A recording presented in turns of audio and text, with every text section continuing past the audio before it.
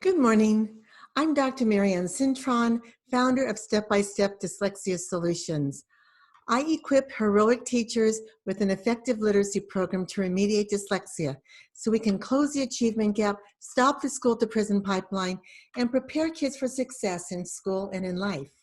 I believe every child has a right to read. I want to thank you for joining us today. This is day one of Slam Dunking Dyslexia. And we have about 78 people on this webinar already.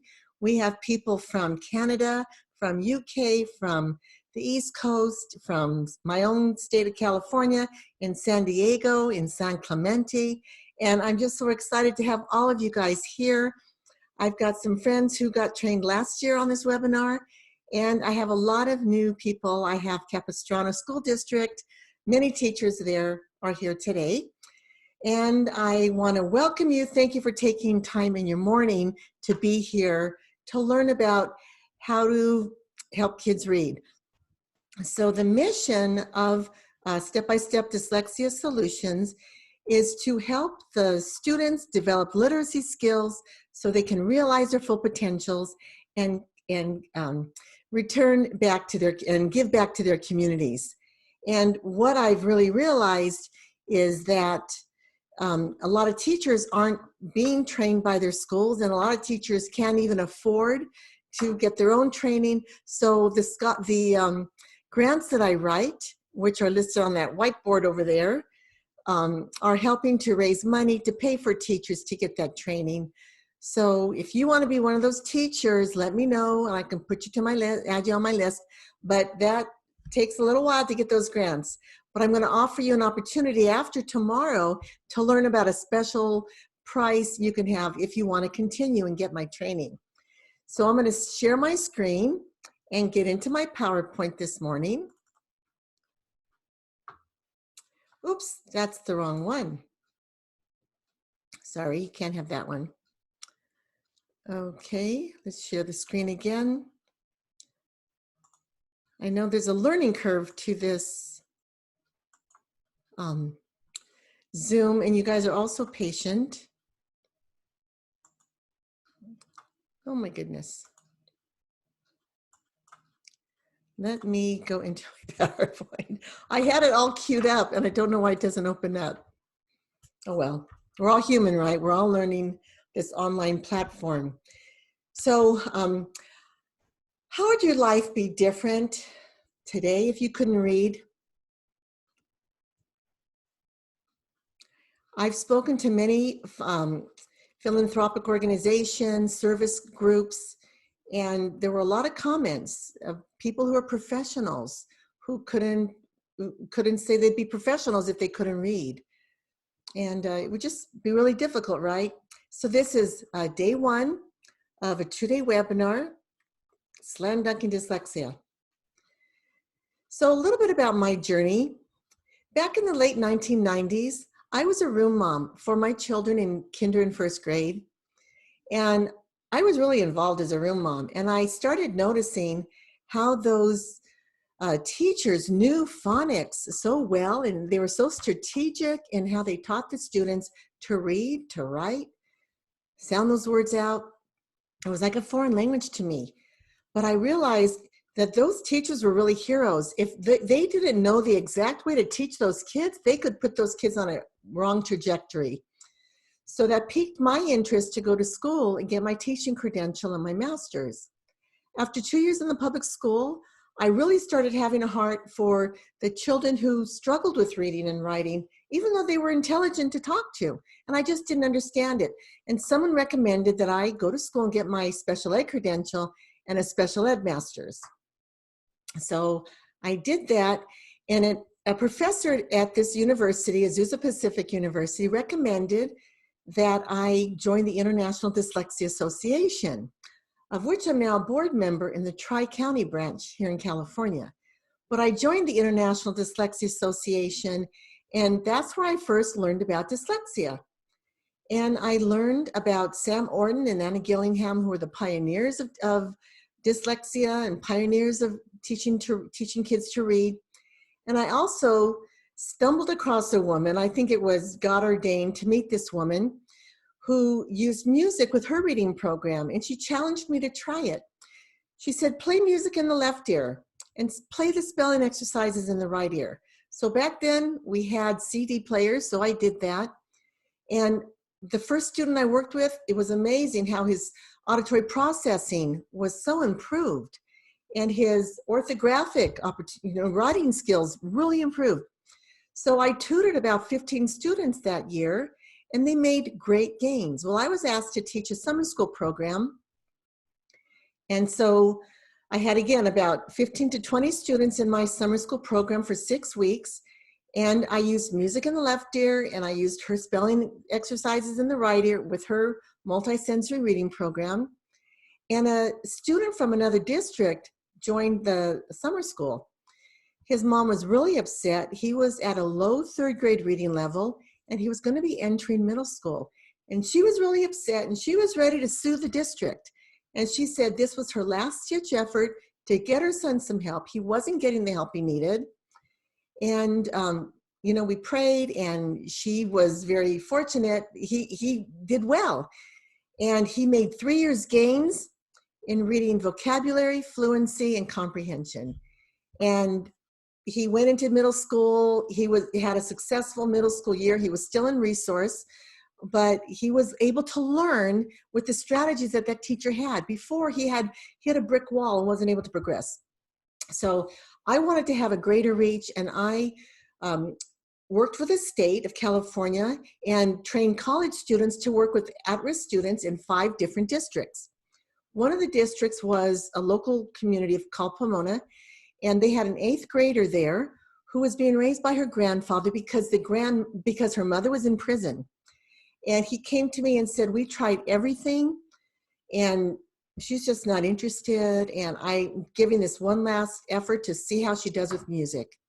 Well, I knew this would happen, and after 2 weeks, he started seeing an improvement in her self-esteem, in her behavior, and he was really excited to get through the other 4 weeks. And she was a great girl, great conversationalist. People liked her.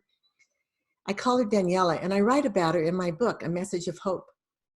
So after 6 weeks, when I post-tested her, I told her grandfather she had made 3 years gains in reading fluency, comprehension, and vocabulary development. And that's huge. He started crying, and he said, this is a miracle. He said, you don't know, but our home used to be a battlefield, and now we all get along. And now she enjoys going to school, and she gets along with her peers, and she's doing her homework. He says, what are you doing? And I said, I'm using a reading program with phonics. It just works. And I just want people to know about it. He said, well, this is wonderful. He said, are you a doctor?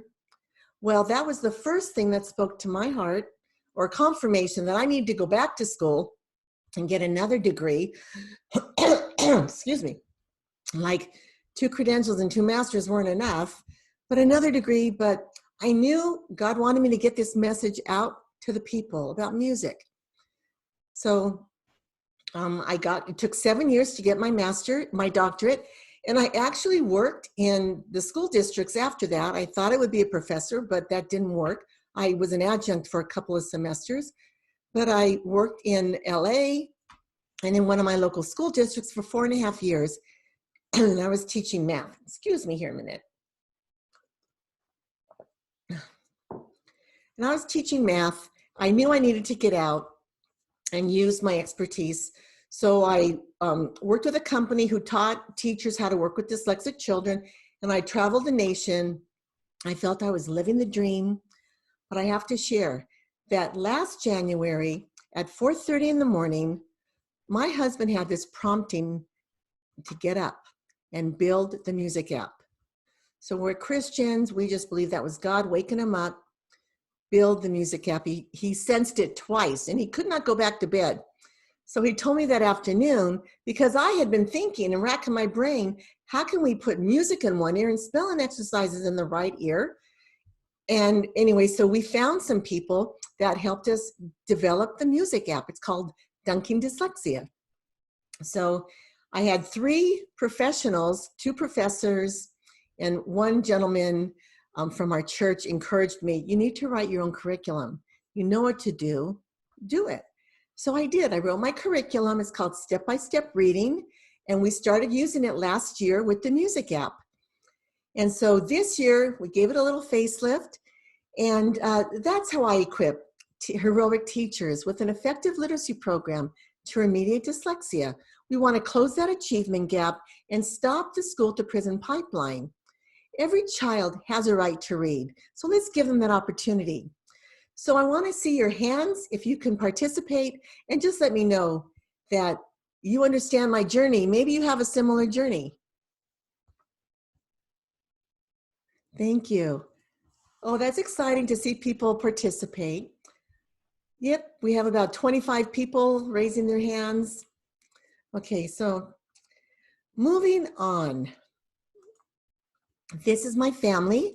I've been married for 30 years to Will. He's an engineer, and this is our anniversary celebration in Hawaii. This is us riding along the beach. In California, we love our beaches. It's really hard with this quarantine, not being able to go to the beaches. I am a parent of a blended family, so Richie and Laura are from our marriage, and Randy is a wonderful stepson. And we're very happy, get along great. We do a lot of things together. So I want to share the learning outcomes with you for this webinar. You will be able to describe dyslexia to others. You'll understand what dyslexia feels like and the adverse effects it has on students. And you'll be able to recognize dyslexia in the classroom. A lot of teachers aren't trained how to recognize it, so they don't know what to do. And even if they know that a student could be dyslexia, they're not equipped with the tools. So another learning outcome, you'll understand ways to teach phonological awareness.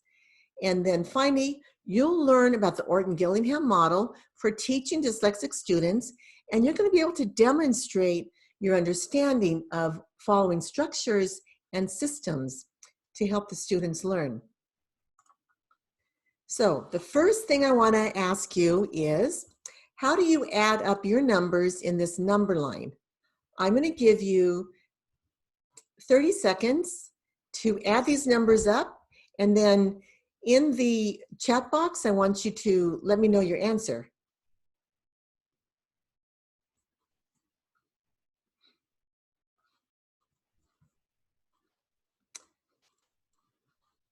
You have to be quiet so you can think.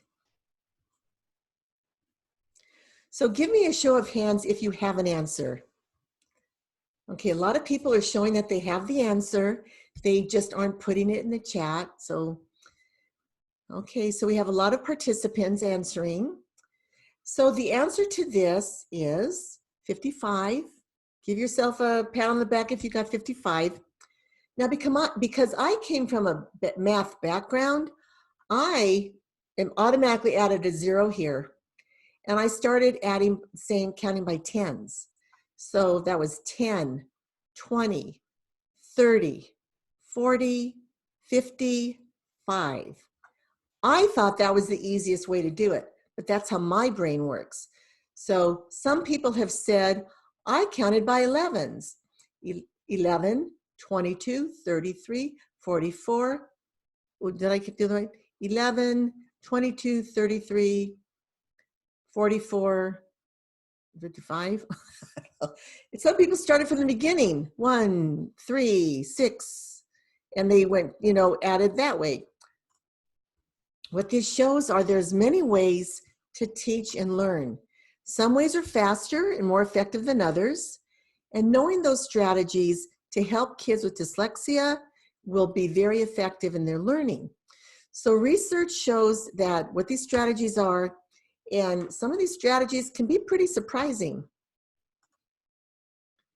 So this is an example of what dyslexia looks like in the classroom.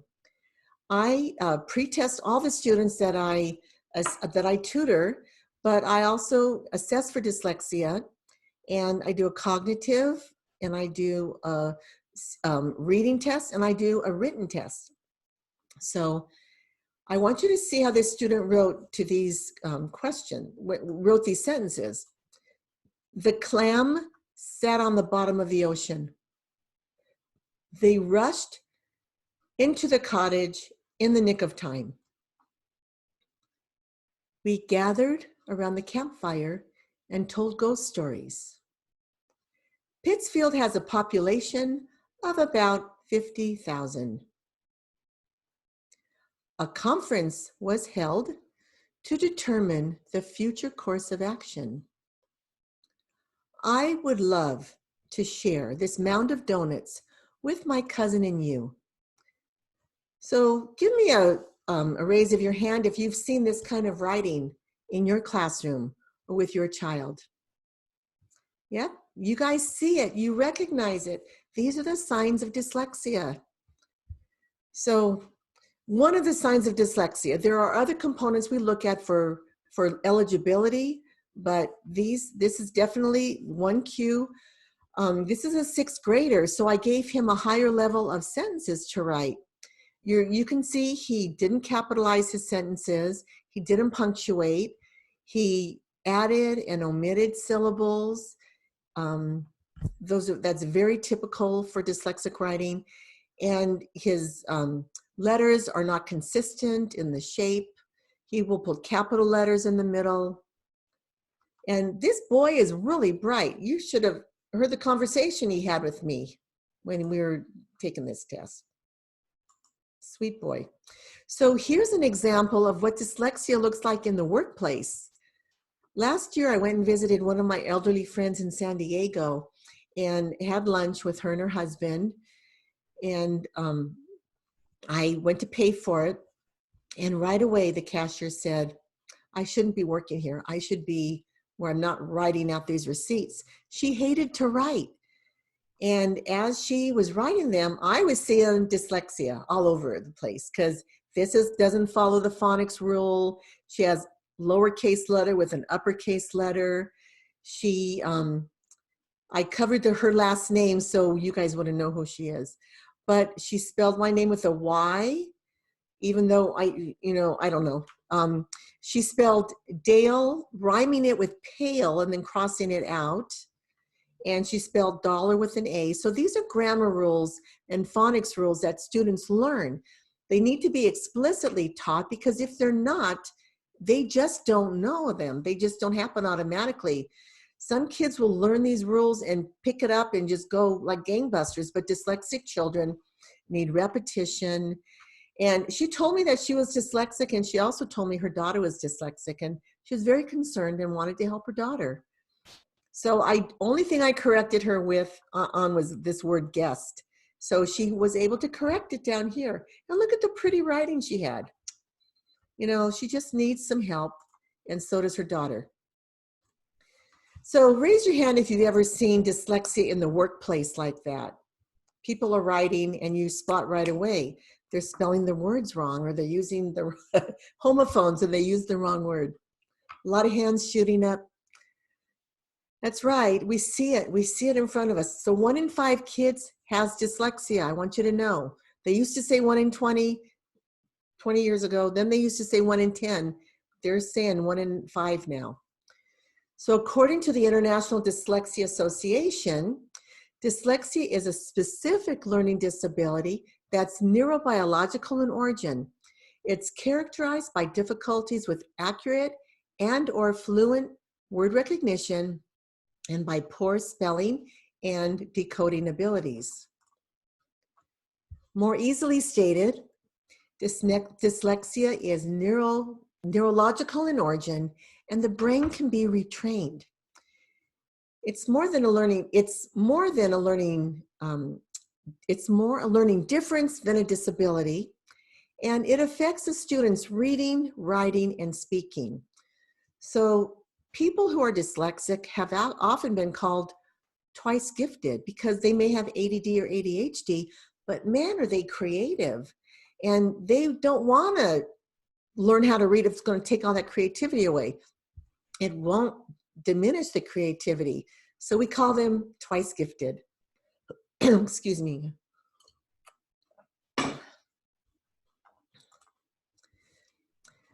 So I want to give you a dyslexia simulation. I want you to have a piece of paper out by you, and I'm going to give you 30 seconds to rewrite the words, and here are the instructions. I want you to remove every second vowel in the word, if there is one, and rewrite those words. Go.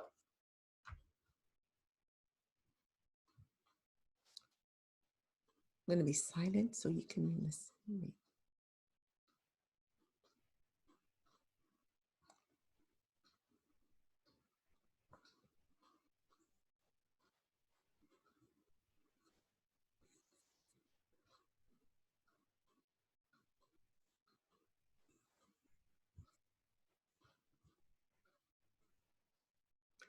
Okay, so hands are shooting up. People are ready. So wasn't that tiring on your brain, right? So what I want to ask you is, what if you had a highlighter and you told a student, I want you to underline every word that has 2 vowels. And they did that. Then you had a second highlighter and you told a student, now the second vowel, I want you to highlight with the second color. Wouldn't that have been easier to solve this problem? When I first was given this task, that's exactly what I did. I took out my highlighters, I underlined those words with 2 vowels, and I highlighted the second vowel. Easy peasy. And then you rewrite those words. It's interesting when you see how you've rewritten the words, that's how dyslexic students write. Anyway, I have highlighters ready. That's one of the scaffolds. Write things in colors on the board. And you'll see the value of that soon as well. So I'm going to ask you, myth or fact? I want to thank you for your participation. Raise your hands if you enjoyed that, that little activity, that simulation. Good job. We have about 24, 30 people raising their hands. It's a good simulation. So now I have a question for you, myth or fact? Read each slide. You can't give a thumbs up or a thumbs down that I can see because we're not meeting face to face, but I want you, if you would give me a thumbs up, raise your hand. And let me see a show of hands. Okay, here we go. 4th graders in Los Angeles are reading better than the national average. No one's raising their hands, and you are exactly right. California 4th graders test far below the national reading average. Los Angeles students' scores are among the lowest in California. 66% of our students fail to reach grade level reading by 4th grade, and they rarely catch up. I'm going to use the acronym COPS, and I have Danny Trejo's picture here because he's someone who struggled and landed up in prison. His life turned around because he found the Lord in prison, and now he's a famous actor and he has a wonderful restaurant. I saw him on TV one morning, and he came out with a beautiful, colorful box of donuts. And that's the same day I had a dream of a bunch of donuts in my dream. And I thought, oh my gosh, am I just craving chocolate? But that's why I used the donut as the model for Dunking Dyslexia and Slam Dunking Dyslexia, because it's relatable and it's colorful. So let's talk about COPS. The C stands for crisis. We have a national reading crisis. In spite of the mandate in California, well, the mandate was national, but in California, Governor Brown signed our AB 1369 on October 15th in 2015. It mandated that the schools would assess for dyslexia and provide intervention by the 2017-18 school year, and that wasn't being done. So the National Assessment of Educational Progress puts out a report card, and they look at the scores of 4th graders and 8th graders to determine how we're doing as a nation. 8th graders have dropped 3 points, 4th graders have dropped 1 point. And it might not seem like a big drop, but it's going in the wrong direction. Let me ask you a question. How many of you ever received a C- in a class and you were so glad because you never want to see that class again? You are so glad you just got through it. I see a lot of people raising their hands. That's right. So what about how many of you ever received a C- in a class that had a couple other levels to it, and you really struggled, and you saw those students with A's and B's pass you right up, and you wished you would have had a better score? So our nation sees a C- as proficient. So imagine we're not even there as a nation. We are hovering around the D range, and a lot of students in the F range. You know, my heart goes out to all these dyslexic children who just need that help. And it also goes out to those schools who have the help, and the scores, the kids are getting A's and B's, but that's not reflected in our national average because there's so many low readers. Kids who are not reaching fourth grade or at the end of third grade, if they're not reading by fourth grade, 2/3 of those kids will end up on welfare or in prison. So this will impact all of our communities. Myth or fact? So I kind of gave you the answer earlier, but I kind of cheated. 1 in 5 people has dyslexia. Everybody's raising their hands. You were listening. That's right. 85% of students eligible for special education have dyslexia. They are listed under specific learning disabilities. Imagine if we could get those students out of special ed, let them realize their full potential because they're reading and their self-esteem is improved. That was my original heart's desire when I went in, and after learning about dyslexia, I wanted to get those special education kids out of special ed, let them mainstream. We talk about mainstreaming, but without the tools that those teachers need, it's really hard on the students and the teachers.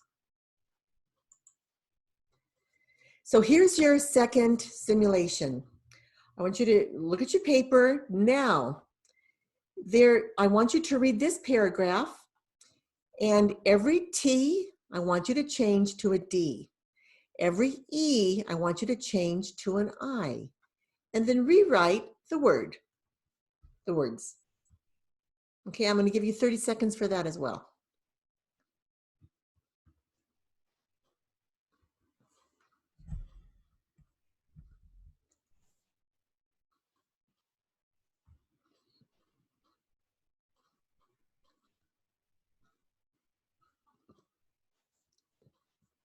I'm seeing hands go up.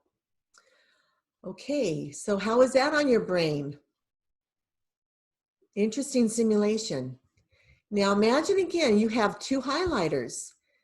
You have your student highlight every T that's in that paragraph, and then highlight every E that's in that paragraph, and then have them rewrite the word with the instruction. If you highlighted the T, write the word again with a D. If you've highlighted the E, write the word again with an I. So using colors not only is good visually, but it's manipulative, and the multisensory approach is what's really helpful to teaching. So in our acronym COPS, the O stands for opportunities. When we provide the right opportunities to dyslexic children, they can be so successful and they can thrive. Sam Orton and Anna Gillingham were the 2 pioneers of dyslexia back in the 1930s and 40s. Sam Orton was a neurologist, and Anna Gillingham was one of the first psychologists and teachers. And they realized that the children with what they called word blindness were struggling with reading and writing and auditory. They couldn't speak. So they realized that if you teach to a student's strengths as well as to their weakness, they would learn much better and faster. And that's called the multisensory approach, because you're using all your modalities. We call those modalities. So let me ask you a question. How many of you learn better when you're seeing something? Seeing the colors, seeing the print, seeing a model, seeing a visual, seeing 3D. A lot of hands are going up. So we have 74 people on this webinar, so that's a lot of people. Hands are going up. Let me ask you, how many of you learn better when you're hearing something? Again, 20, 30, hands going up. How many people learn better when you're speaking? That's right. How often do we solve our own problems when we're talking to somebody and you're like, you know what? I don't need your answer. I just solved my own problem. So finally, how many of you need to have hands-on? You just tell people, I got to do it, and then I'm going to learn it. Show me. I'll do it. I'll learn it when you show me how to do it. So that's using all your modalities, and that's what's helping students learn. And while that helps everybody, dyslexic children need this explicit instruction using multiple modalities.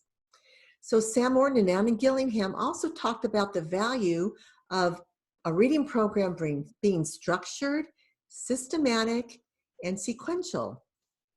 So we have those kind of systems in our daily lives. We just don't think about it. Getting dressed in the morning, getting the kids ready for school, going on a camping trip. I mean, we have these systematic procedures and they help.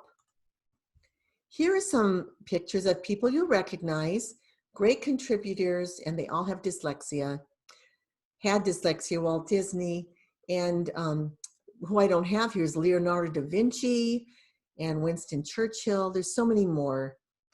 But dyslexic people have such a contribution to make to this nation and to the world. We don't want to change their brain away from being creative. We want to retrain it to be able to read. And when we're helping these children read at a young age, we're helping them build their self-esteem. And that's what we're really all about. So I wanted to show this visual because it shows the language is on the left side and music is on the right. I'll tell you a little bit later why I use music when I teach reading. But I just want to say in a nutshell that if children are reading, imagine a child reading from the wrong side of the brain. A dyslexic child should be reading from the left side, but he or she's reading from the right side of the brain. So when they read, that right angular gyrus wants to take over the reading, and it'll send farm instead of from. It'll send kelp instead of clap. So it's sending the words over incorrectly, and it's also bypassing the central part of the brain called the corpus callosum. So its processing is being slowed down. So imagine if we could send music in the left ear, which is going to transfer to the right side of the brain, give it a job it likes to do, so it won't take over the reading. And then we send spelling exercises in the right ear. They're going to cross to the left side of the brain, and I look at it like the muscle, the Pilates of the brain. So the left angular gyrus is going to be strengthening, and the kids are, that's one of the tricks of how they're learning to read so fast. So myth or fact, by a show of hands, who believes 88% of juveniles in the juvenile court system have dyslexia? There's a lot of hands showing up. I used to work in probation camps when I was a sub working on my doctorate, and I saw it all around me. And the class sizes were so huge. It was just so hard to even help the kids. And yeah, you know, people ask for the data to show that they're dyslexic. Well, if they are illiterate, they're illiterate in the prisons. 66% of prison inmates are illiterate. And we haven't been addressing what's illiteracy, it's dyslexia. So I have a friend who teaches criminal justice at one of the universities, and he said when he worked for the Department of Justice back east, he knows a state that looked at the illiteracy rate of third graders to determine how many prisons to build. Oh, does that break your heart? So not only should we help these kids at a young age, we want to get them out of special ed because they're reading. And what a better use of our taxpayer dollars. So here's another dyslexia simulation. I'm going to give you some time to read this paragraph, and I want you to give me a show of hands when you finished. See if you understand the heart of this paragraph.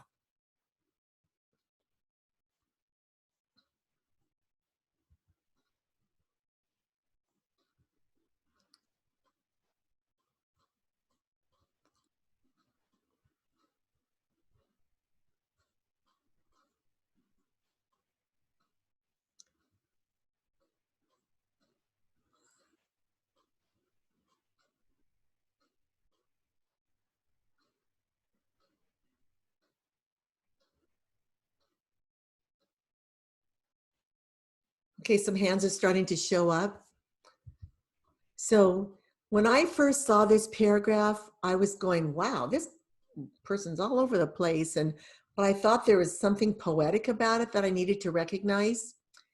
And anyway, I want to have you read it again, but I want to tell you, if you were the student and you went to the bathroom and you came back and you missed the teacher's instruction that said, we're going to be making kites in our class later on this week. So I want you to read this paragraph because it talks about making kites. So now read the paragraph again.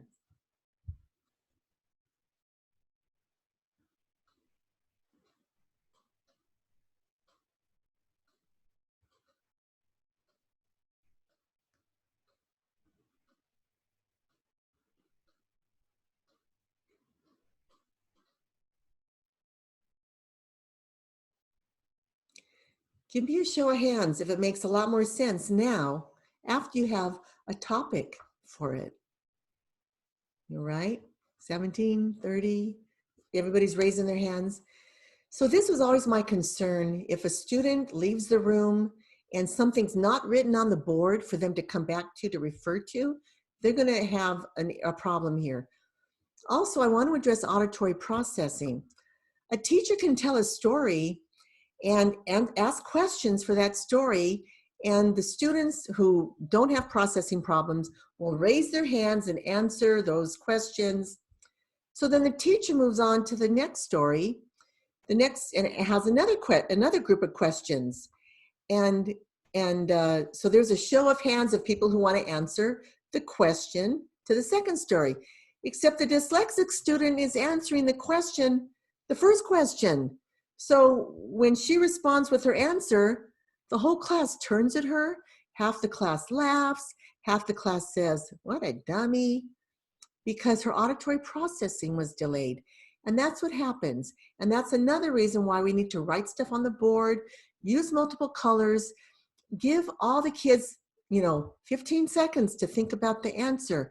Then let them all raise their hands so everybody has a chance at answering the right question.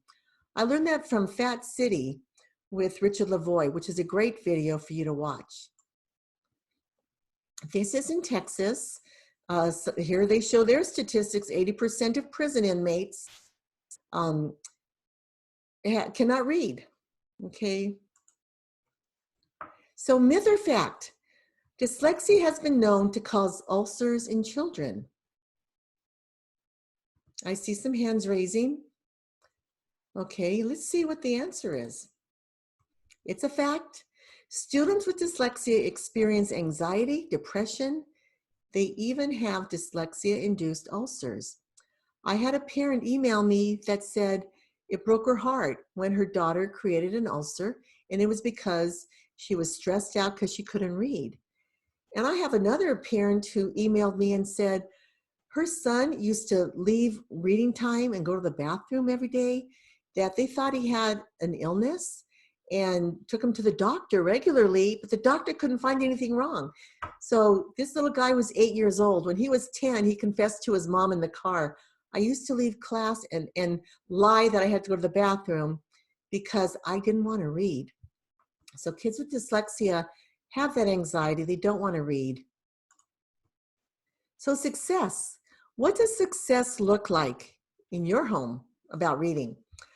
How many of you, by a show of hands, remember taking the kids to the library and they would pick up a dozen books or so and enjoy reading them with you and reading the pictures and sharing them with others?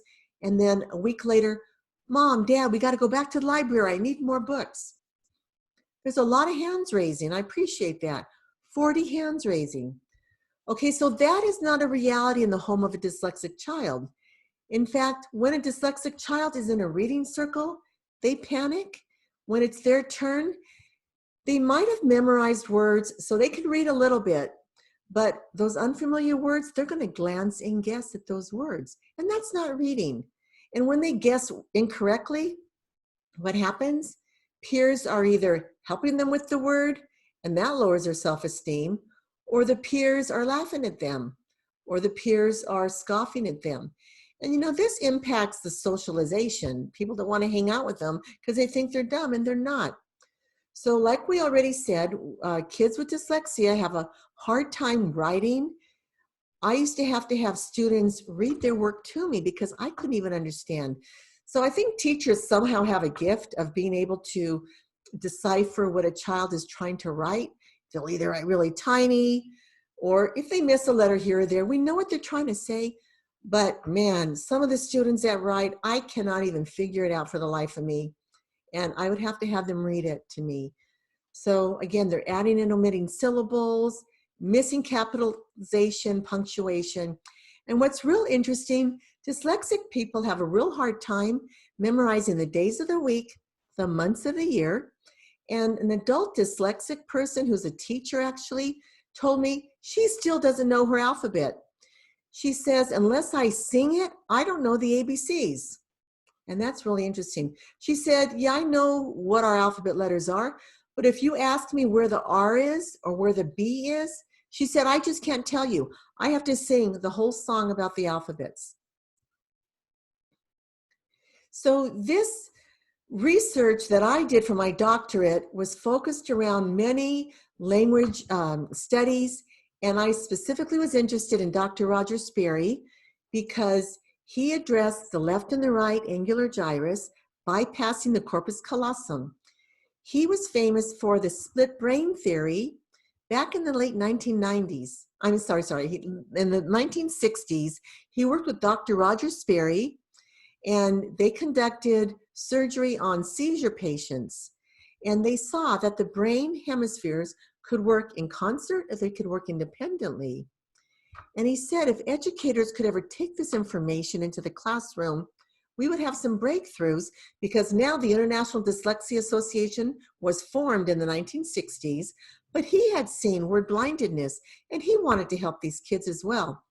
He won a Nobel Prize for his split brain theory in the 1980s. So when you wonder, why does music work in the left ear when it crosses to the right, and spelling exercises are in the right ear crossing to the left, it's based on his research bypassing that central part of the brain called the corpus callosum, which we call the lazy referee. Put in your chat box, or just let me see a raise of hands of, is that interesting to you? That's right, it's interesting to a lot of people. And looking at pictures of brains is really kind of complicated to a lot of people. This is such a beautiful picture. And you know, we talk a lot about the plasticity of the brain. The brain can be retrained. So I'm going to give you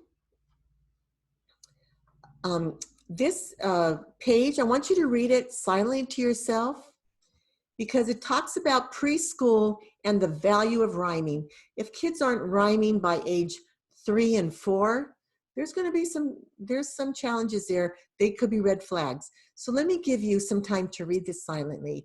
And it supports the music value to reading.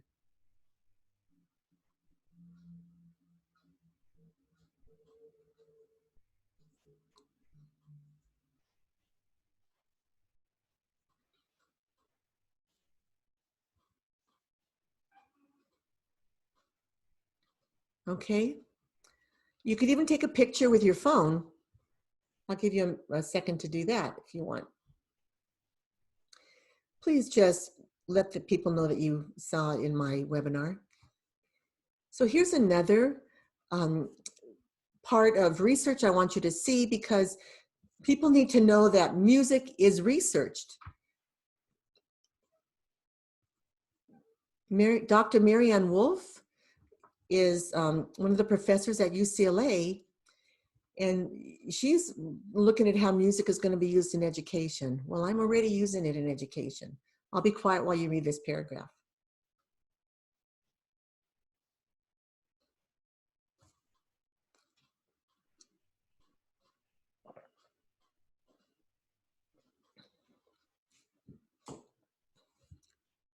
Okay, so the psychology and well-being of people, very important.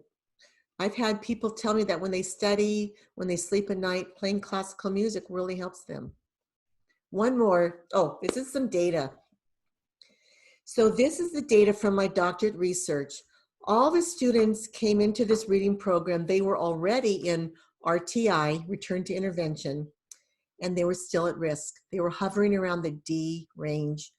So that's the 10 to 20 percentile range. Everybody made a significant improvement after 12 weeks, achieving the 40 percentile using a phonics-based reading program. However, only half those students had the music, and that was my experiment. Well, that was my research. They achieved the 60 percentile after 12 weeks. So that was an additional significant improvement. The reason is the vocabulary really gets developed as well, and that music is occupying the right side of the brain, letting the left side of the brain develop. So here's one last study that I found was really important because it addresses ADD and ADHD, which is often comorbid with dyslexia. Go ahead and take us a minute to read this silently.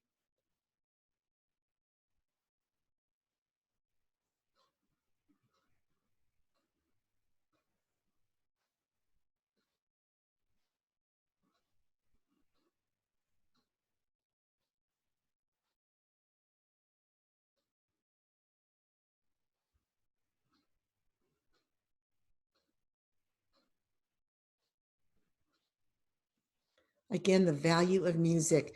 Please feel free to take a picture and let people know that you saw it in my webinar. Maybe it'll encourage them to want to watch the webinar as well. Oh, I lied. Here's one more. The psychology of well-being. This addresses the value of explicit reading instruction that gives a student the ability to carefully decode words that can be difficult for dyslexics, but with the accompanying music, they have a cognitive and attention advantage that can accelerate their success. So this is some more data. There's a lot of people out there, they want to see the data. What's the science behind it? What's the research saying? Well, it's all brain-based. So here is some data.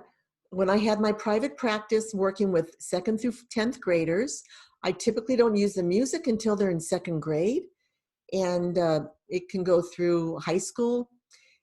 I worked with a high school student. Oh my gosh, she did so well. 34% improvement in her comprehension, 37% improvement in her oral reading quotient, which combines the reading fluency with comprehension. I just picked some of the top scores, but everybody was making gains with this reading program.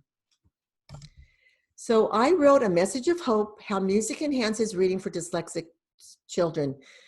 Everyone should, all teachers should have this book, because at the beginning of the year, we get the books about classroom management, how to help second language learners.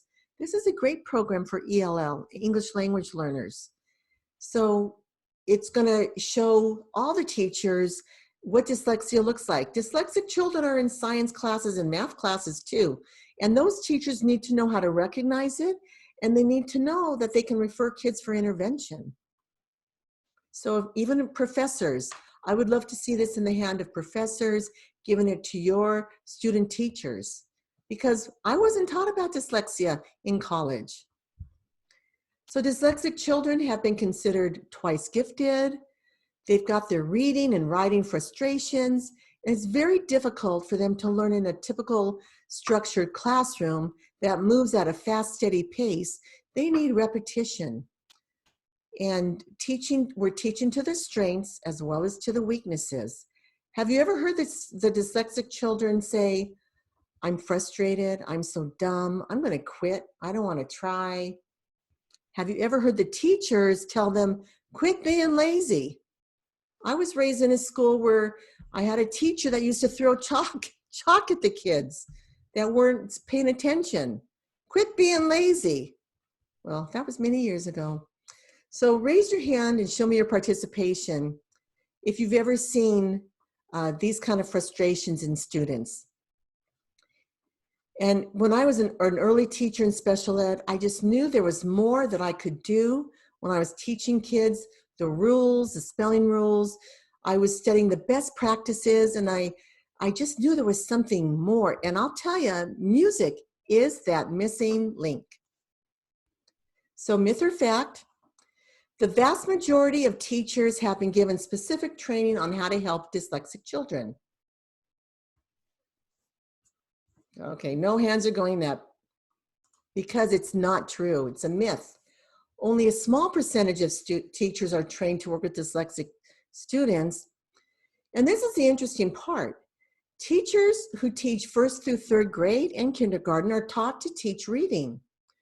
But when those students reach 4th grade, they need to read to learn. So those teachers aren't trained to teach them reading. So imagine if more teachers get that training.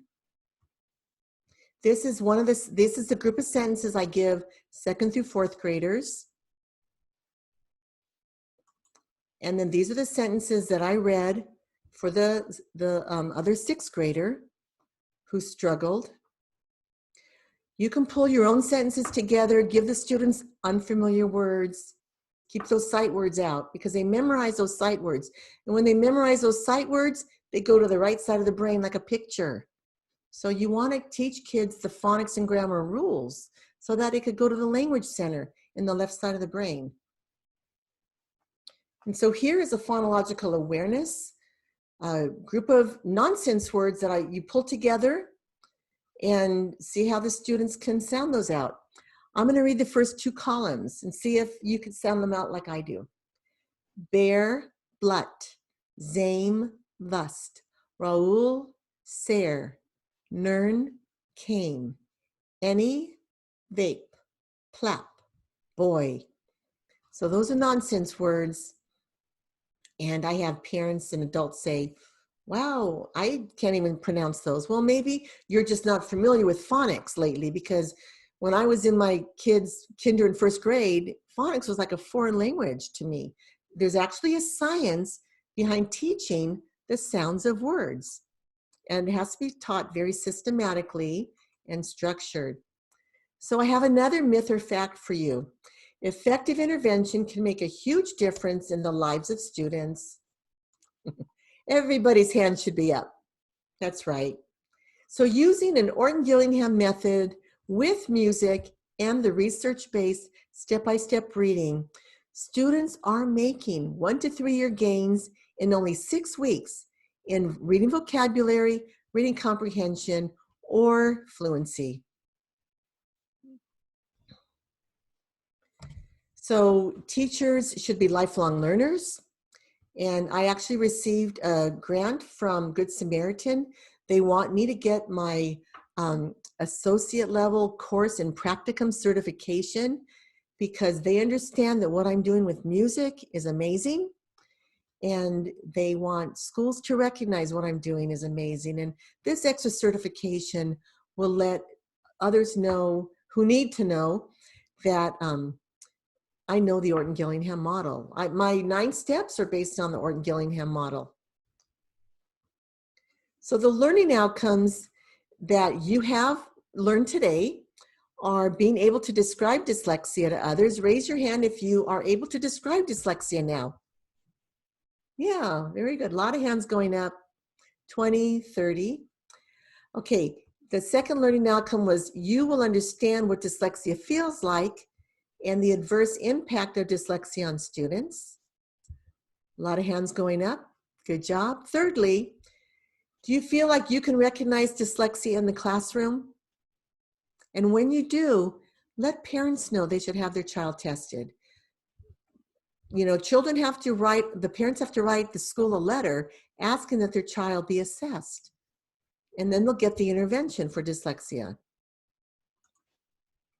So tomorrow, the learning outcomes we're going to have for 4 and 5, you'll understand ways to teach phonological awareness, and you will learn about the Ortongillingham model for teaching dyslexic students, being able to demonstrate your understanding of structure and the benefit of being systematic. So tomorrow, I'm going to show you my 9-step reading program, and I'm going to ask you, please tell other people about it. If you attend today's webinar and tomorrow's webinar, you're going to receive my web app Dunking Dyslexia for free. I'm going to give you a code that will let you listen to it for free. So visit my podcast. And I think this is the end of our webinar, or end of the slideshow, or the, the PowerPoint.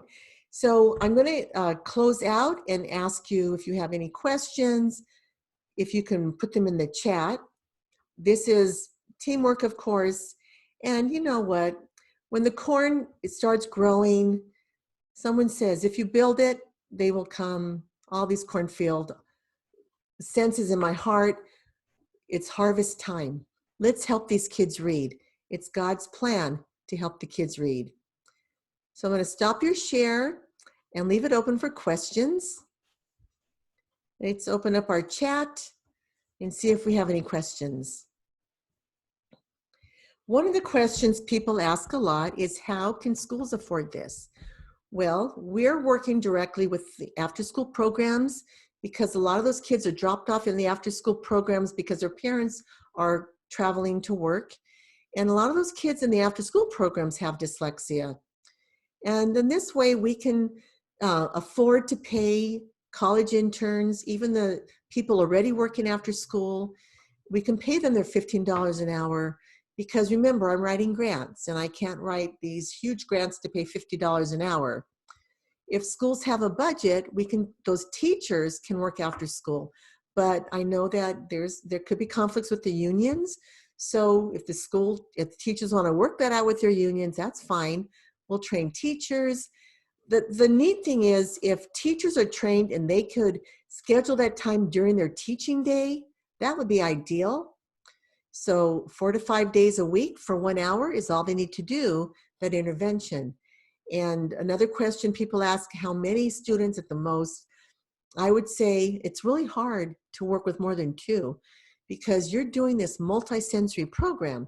And you'll see tomorrow the different steps. And so you have manipulatives. If you have a class of 8 or 11 people, you're going to have an instructional aide standing between 2 students to be sure that they're reading the sounds right.